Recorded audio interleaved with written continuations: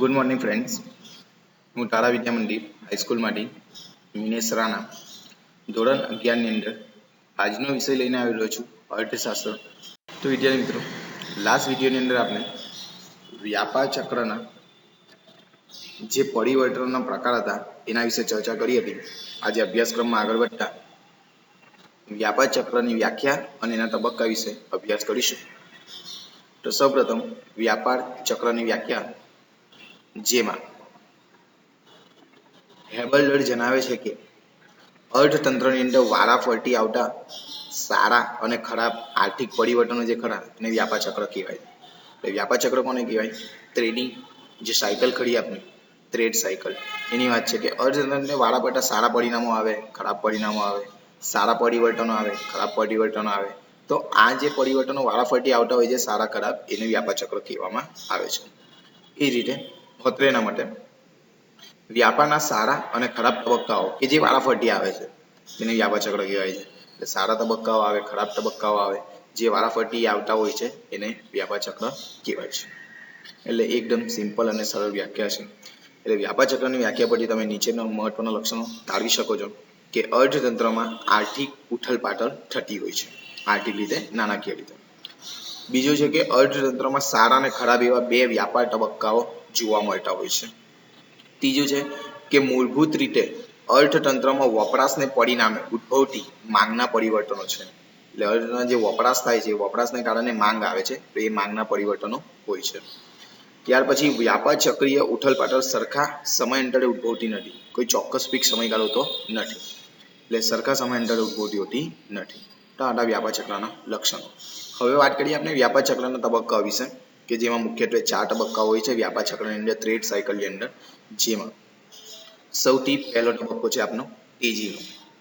તો તમે બધાને ખ્યાલ છે તેજી એટલે કે જ્યાં ધંધો બહુ સારી રીતે વિકસિત રીતે ચાલતો હોય, ખૂબ જ પુષ્કળ પ્રમાણમાં નાણાંની હેરફેર થતી હોય, એ તેજીનો તબક્કો છે. તેની અંદર જોઈએ તો વ્યાપાર ચક્રના આ તબક્કામાં વ્યાપાર પ્રવૃત્તિઓ ઉચ્ચતમ કક્ષાએ વપરાશ અને માંગના ઊંચા દરને કારણે અર્થતંત્રમાં નફાકારકતા હોય છે. માટે મૂડીરોકાણ અને રોજગારીનો ઊંચો દર જોવા મળતો હોય છે. એટલે તેજીની અંદર વ્યાપારની જે પ્રવૃત્તિ કરી તે ઉચ્ચતમ કક્ષાએ કાર્ય કરતી હોય છે. વપરાશ પણ વધારે હોય છે, માંગ પણ વધારે હોય છે. એટલે ઊંચા માંગને કારણે, ઊંચા વપરાશને કારણે અર્થના નફાનું કારણ પણ ખૂબ જ વધારે જોવા મળે, એટલે નફાકારકતા વધારે જોવા મળતી હોય છે. અને આવા સમયગાળામાં લોકો મૂડીરોકાણ પણ વધારે કરતા હોય છે અને રોજગારીની તકોમાં પણ વધારો થતો હોય છે. આ છે વ્યાપાર ચક્રનો તબક્કો તેજીનો. ત્યાર પછી બીજો તબક્કો છે ઓટ. તો ઓટની અંદર નફાની અપેક્ષાએ મૂડીરોકાણ વધતું જાય છે. સાધનોની માંગ વધતા તેની કિંમતો વધવા લાગે છે. તેથી ઉત્પાદન ખર્ચમાં વધારો થતાં નફાકારકતા ઘટવા લાગે છે. અને બીજી બાજુ લોકોનો વપરાશ ઘટતા દરે વધતા અર્થતંત્રમાં નરમાઈ જોવા મળે છે. માંગ ધીમી પડે છે, વપરાશમાં ઘટાડો થાય છે અને નવા મૂડીરોકાણ આકર્ષતા નથી. ઓટની વાત છે એટલે તેજીથી થોડી નીચી લેવલની કક્ષાની વાત કરે છે. તો એમાં એક વાત કરે કે નફાની અપેક્ષા મૂડીરોકાણ વધતું જાય છે. લોકો નફો વધારે મળશે એ પ્રમાણે મૂડીરોકાણ વધારે કરતા જાય છે. પરંતુ સામે જોઈએ તો સાધનોની માંગ વધે છે. જે આપણે રો મટીરિયલ જોઈએ છે એની માંગ વધે. એની માંગ વધે એટલે સ્વાભાવિક છે ચીજ વસ્તુ કે સેવાની કિંમતો વધવાની છે. તેથી ઉત્પાદન ખર્ચમાં વધારો થતાં નફાકારકતા ઘટવા લાગે. અને બીજી બાજુ લોકોનો વપરાશ ઘટે એટલે અર્થતંત્રનો ઉપાય આવે. તો એક આપણે સિમ્પલ ઉદાહરણ દ્વારા સમજીએ ઓટ કોને કહેવાય છે. તેજીના સમયગાળા દરમિયાન તમે જોઈ શકો છો. ત્યાર પછી ઓટની વાત કરીએ તો ઓટની અંદર ધારો કે એક સિમ્પલ ઉદાહરણ લઈએ કે આપણે કેલ્સી બનાવવાનો ધંધો કરીએ છીએ. હવે ધારો કે આપણે કેલ્સી બનાવતા આપણે પહેલાં 50 રૂપિયાની અંદર કેલ્સી બનાવી દેતા હતા. એટલે 50 રૂપિયામાં આપણે એનું સામાન, એના સ્પેર પાર્ટ્સ, એની મજૂરી, એને ઓલ ઓવર ડિસ્પ્લે બધું જ કમ્પ્લીટ કરતા મૂકતા મજૂરી બધું આવીને આપણે એ વસ્તુ 50 રૂપિયામાં આપણે કેલ્સી પડતું હતું. અને એ 50નું કેલ્સી આપણે બજારમાં 60-70 કે ગમે તે 110નો ભાવ કે 100નો ભાવ આપણે જે નફો માર્જિન રાખતા એના આધારે આપણે વેચતા. એ વાત કરવાની છે હવે કે ઓટ જે ઉત્પાદન ખર્ચમાં વધારો થાય છે તેની વાત. તો ઓટની પરિસ્થિતિમાં શું હોય છે કે નફાની અપેક્ષાએ લોકો વધારે મૂડીરોકાણ કરતા હોય અને સાધનોની માંગ વધે. હવે ધારો કે જે કેલ્સી પહેલા આપણે 50 રૂપિયા પડતું હતું, હવે એ કેલ્સીનું ઉત્પાદન ખર્ચ કરતા આપણે 60-70 રૂપિયામાં પડતું હોય. તો સ્વાભાવિક છે કે પહેલા આપણે જે કેલ્સી પચાવમાં પડતું હતું એ કેલ્સીનો હવે આપણે ઉત્પાદન ખર્ચ કરતા કેટલા રૂપિયામાં પડે છે એ કેલ્સી 70 રૂપિયામાં. એટલે સ્વાભાવિક છે આપણો ઉત્પાદન ખર્ચ કેટલો વધી ગયો 20 રૂપિયાનો વધી ગયો. એટલે ઉત્પાદન ખર્ચ 20 રૂપિયાનો વધી ગયો, જે કેલ્સી આપણે 70 રૂપિયા પડે છે એટલે સ્વાભાવિક છે આપણે બજારમાં એ કેલ્સી જે પહેલા 110 રૂપિયા વેચતા હતા તે કેલ્સી હવે 130 140માં વેચવું પડશે. મીન્સ કે જે વસ્તુનું ઉત્પાદન ખર્ચમાં વધારો થતા તેનો નફો પણ વધે, એટલે નફો વધે એટલે વસ્તુની કિંમત પણ વધારવી પડે તમારે.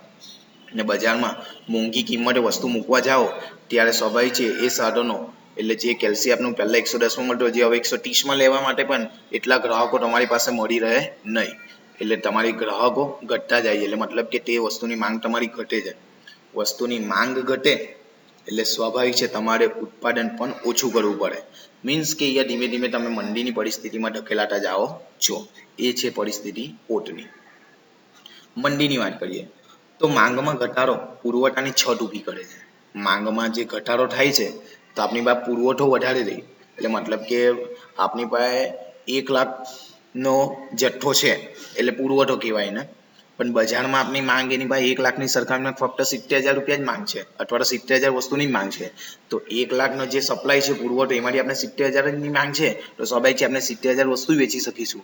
બાકીની 30,000 જે પુરવઠો કરે આપણી પાસે એમ જ રહેવાનો છે. એટલે મંદીની પરિસ્થિતિમાં માંગમાં ઘટાડો થતાં પુરવઠાની છત ઊભી થાય છે એટલે પુરવઠો રહે છે, કિંમતો ઘટતી જાય છે મંદીમાં, માટે નફો ઘટે છે અને નફો ઘટતા મૂડીરોકાણ અને રોજગારીમાં ઘટાડો થવા લાગે છે અને અર્થતંત્રમાં વધુ ભાવ ઘટાડાની આશાએ માંગ પણ અટકી જાય છે. આ સ્થિતિ મંદીની સ્થિતિ છે. એટલે અહીં લોકો પાસે ખરીદ શક્તિ હોવા છતાં તેઓ ખરીદી કરતા નથી અને માંગનો અભાવ મૂડીરોકાણ અને રોજગારીને નિરાશ કરે છે. એટલે અહીંયા તેજી કરતા આખી વિપરીત પરિસ્થિતિ હોય છે કે અહીંયા વસ્તુની માંગ ઘટતી જાય છે. ભલે લોકો પાસે તે વસ્તુની ખરીદી કરવા માટે રૂપિયા હોય છે, ખરીદ શક્તિ ધરાવતા હોય છે, તેમ છતાં પણ તે વસ્તુ ખરીદવા માટે તત્પર રહેતા નથી. એટલે વસ્તુની માંગ ઘટતા મૂડીરોકાણ પણ લોકોનું ઘટતું જાય છે અને રોજગારી પણ ઘટાડો થાય છે. ત્યાર પછી છેલ્લો તબક્કો સુધારણા. તો અર્થતંત્રમાં વ્યાપક નિરાશામાંથી આપમેળે ખરીદી તરફનું વાતાવરણ સર્જાય છે. માંગ વધતા નફાની આશા સર્જાય છે. બેકાર સાધનો કામે લાગતા તેની આવક વધે છે. આવકમાં વધારો ખર્ચમાં વધારો લાવે છે અને ખર્ચ માંગને અસરકારક બનાવી નફાકારકતા સર્જે છે અને અર્થતંત્ર સુધારા તરફ ગતિ કરતું હોય છે. એટલે સુધારની પરિસ્થિતિ લાવવાની વાત કરે છે, ઇમ્પ્રુવમેન્ટની વાત કરે છે કે અર્થતંત્રમાં વ્યાપક નિરાશા પ્રવર્તી હોય છે મંદીના સમયગાળા દરમિયાન. તો હવે એ અર્થતંત્ર નિરાશામાંથી આશાવાળી કિરણ લાવવું હોય તેના માટે આપમેળે ખરીદી તરફનું વાતાવરણ સર્જાવવું પડે. એટલે લોભામણી લાલચ અથવા કોઈ સ્કીમ કોઈ યોજના મૂકીને લોકોને ખરીદી કરવા માટે એટ્રેક્ટ કરવા પડે. એટલે લોકોની માંગ વધે એટલે સ્વાભાવિક છે ધીમે ધીમે નફો વધતો જાય.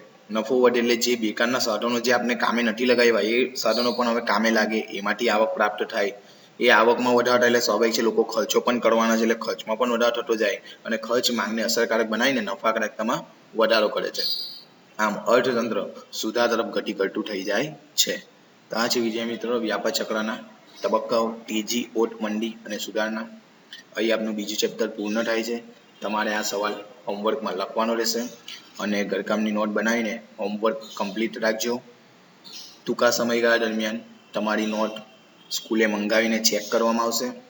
સો હોમવર્ક કમ્પ્લીટ અને રેગ્યુલર રાખવા વિનંતી. Thank you so much.